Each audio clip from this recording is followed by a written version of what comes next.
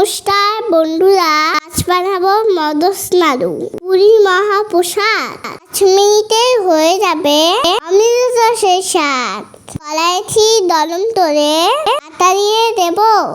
ভালো করে আটাতে লাল লাল করে ভেজে নেব। এরপরে দিয়ে দেব স্বাদ মতো চিনি। খেয়ে দেখো, ফুলবে না স্বাদ জানি।